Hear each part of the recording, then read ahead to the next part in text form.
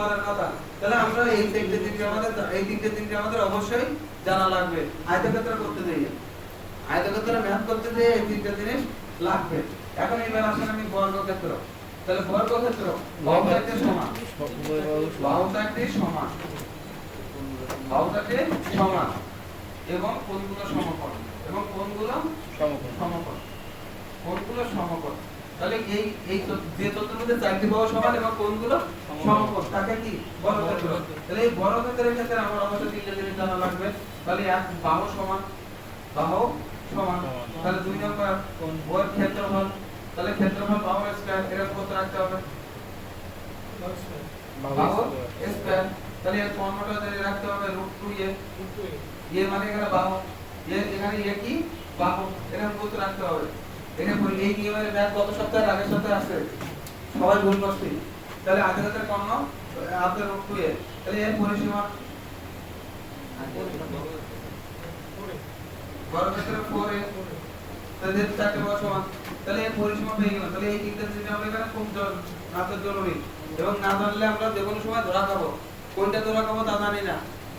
হ্যাঁ, এবার পরীক্ষা হলে যদি আসে ক্ষেত্রফল আর পরিসীমার অনুপাত, ক্ষেত্রফল আর পরিসীমার অনুপাত, তাহলে আমি ক্ষেত্রফল কি বললাম, আমি ক্ষেত্রফল অনুপাত পরিসীমা যদি কোনো প্রশ্নে আসে এরকম, তাহলে আমি ক্ষেত্রফল আছে আমার a স্কয়ার আর এখানে পরিসীমা 4a, তাহলে আমার a/4 হবে। তাহলে আমার এই প্রশ্ন তৈরি হতে পারে। আমাকে যদি এখানে বলে ক্ষেত্রফল আর কর্ণ, ক্ষেত্রফল অনুপাত কর্ণ, তাহলে আমি ক্ষেত্রফল জানি বাহু স্কয়ার আর কর্ণ জানি a√2, তাহলে a অনুপাত √2, এরকম উত্তর হবে। তাহলে এরকম প্রশ্ন ভবিষ্যতে আসতে পারে, কোনটা কখন আসবে তা জানি না, কিন্তু আসতে পারে। তাহলে আমাদের বর্গক্ষেত্র নিয়ে এই তিনটে জিনিস অবশ্যই জানা দরকার, অবশ্যই জানা দরকার তিনটা জিনিস। এবার সামান্তরিক, সামান্তরিকের সংজ্ঞা বিপরীত সমান ও সমান্তরাল কোণগুলো সমকোণ নয়, কোন কোণই সমকোণ নয়। তাহলে আমরা আয়তক্ষেত্র আর সামান্তরিকের ভিতরে একটা কম্বিনেশন পেয়ে গেছি, একটা কানেক্টিভিটি পাইছি। সব সমান, কোণ সমকোণ না, কোণ সমকোণ না। তাহলে এইটা সংজ্ঞা আর এটার সংজ্ঞা কি বললাম, খালি কোণগুলো সমকোণ নয়। তাহলে কোণগুলো সমকোণ নয়, কোণগুলো সমকোণ নয়, কোণগুলো কি নয় সমকোণ নয়, আর বাকিগুলো ঠিক আছে। তাহলে আয়তক্ষেত্র সমান্তরালের সাথে একটা মিল বানাম, রম্বসের সাথে বর্গের একটা মিল আছে। বাহুগুলো সমান, কোণগুলো সমান নয়। তার মানে কোণ সমকোণ নাই মানে, তাহলে বর্গক্ষেত্র রম্বস জাত প্রায় একই, মানে অর্ধেক অর্ধেক। চিত্র দিলে না লিখলেও হবে, ও খালি চিত্র দিলে হবে, চিত্র দিলে লেখা করতে পারো। ঠিক আছে স্যার, একটা ইট। তাহলে এটা হয়ে গেল আয়তক্ষেত্র।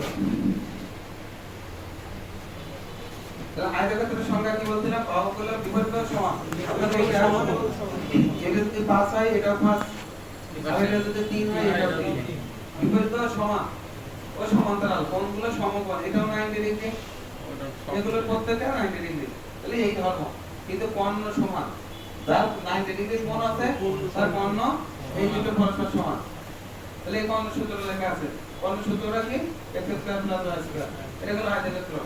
যদি আমি এবার সামান্তরিক বলি, সামান্তরিক, তাহলে দেখেন এটা যদি 5 হয় এটাও 5, বিপরীত সমান ও সমান্তরাল, এটা 3 হলে এটাও 3, কিন্তু কোণগুলো সমকোণ নাই, অর্থাৎ কোনো কোণে সমকোণ নাই, কোনটা সূক্ষ্ম কোণ হয়েছে, কোনটা স্থূল কোণ হয়েছে, কোনটা সূক্ষ্ম কোণ হয়েছে, কোনটা স্থূল কোণ হয়েছে, কারণ অবশ্যই এই দুইটা কোণ স্থূল কোণ, এই দুইটা কোণ সূক্ষ্ম কোণ। তাহলে এটা হয়ে গেল সামান্তরিক।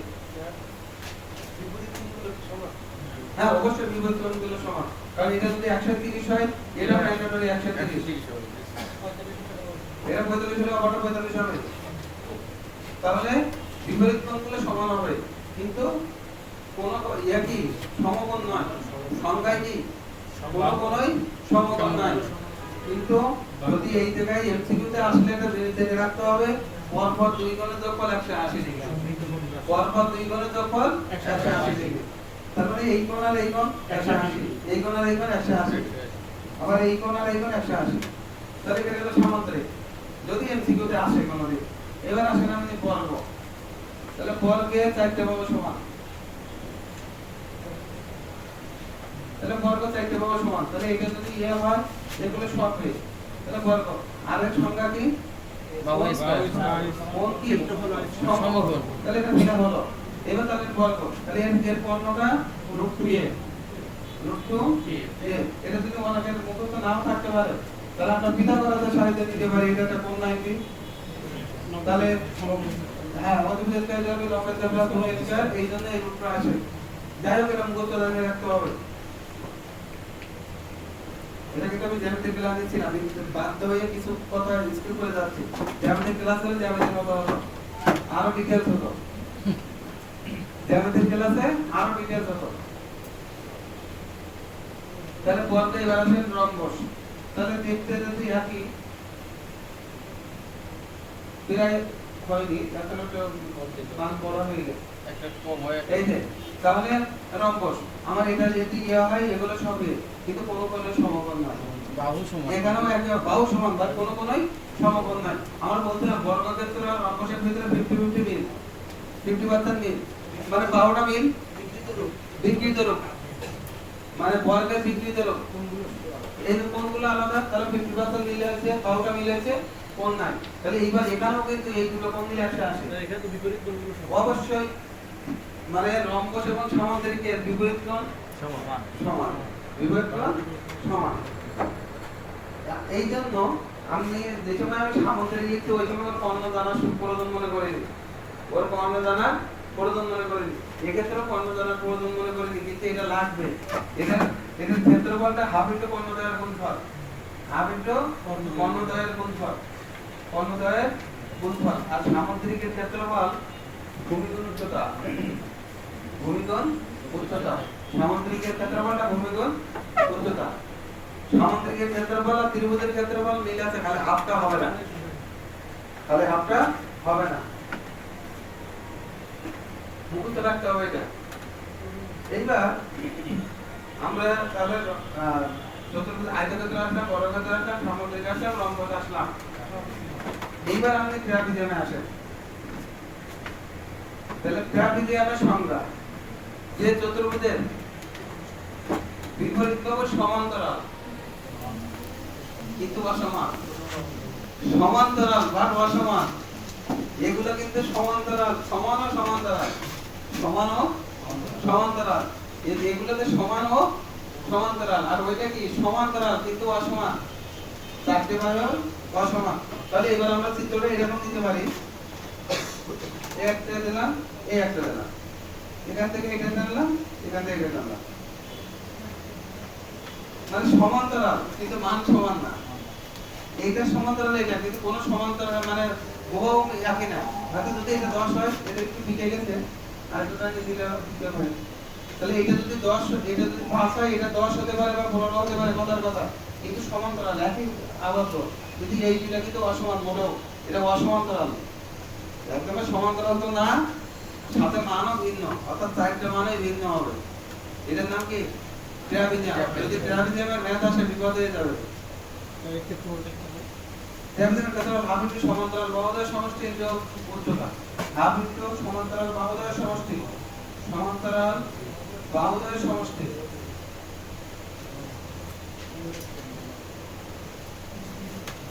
ইনটু উচ্চতা,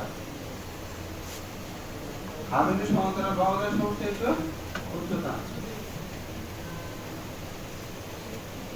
এটা ট্রাপিজিয়াম। এটা জ্যামিতিতে আরো ভালোভাবে এই কথা বলেন। আমার তো এখন খালি পরিমাপ, খালি মাপা, পরিমাপের হিসাব, কারণ এখন জ্যামিতি নিয়ে কোনো আলোচনা নাই এখানে, যার কারণে খালি সংখ্যাগুলো দিয়ে দিছি। এবার আমরা কাজে আসবো। মানে অল্পের মধ্যে কি বুঝতে কষ্ট হয়েছে নাকি আরো ভালো করে দিতে হবে? হ্যাঁ, যতটুকু লাগে ততটুকু। হ্যাঁ, কি দিলে শীত বলবো না, কি জানেন আমরা আরো বলতে হবে। আমরা শীত দেই না, আমরা শীত দেই না, শীতের ব্যবহার করে অনেক ক্লাসে ওই হাতের লেখা যত খারাপ হবে তারপরে ওইটা লিখে নিতে হবে, অথবা ছবি তুলে নিতে হবে। এমনিতে ছবি তুলবেন না, কারণ নিজে দেখতে পারো না, এই জন্য এই কাজ করতে হবে। আচ্ছা, বুঝতে দেয় আপনাদের মধ্যে দাঁত মারে পারে না পারে বুঝবো নাকি তাহলে চতুর্ভুজের ক্ষেত্রে অবশ্যই আমাদের এই চারটি জিনিস পাঁচটা জিনিস জানতে হবে এই পাঁচটা জিনিস আমাদের লাগবে এই পাঁচটা জিনিস আমাদের অবশ্যই লাগবে মনে থাকবে তো হ্যাঁ হ্যাঁ ও রম্বরের সূত্র লিখছি তো রম্বরের সূত্র আবেদন ক্ষেত্রফল আবেদন করতে আর এর পরিসীমা বর্গক্ষেত্রের পরিসীমা একই 4 ইনটু বাবু 4 ইনটু বাবু বা 4 এ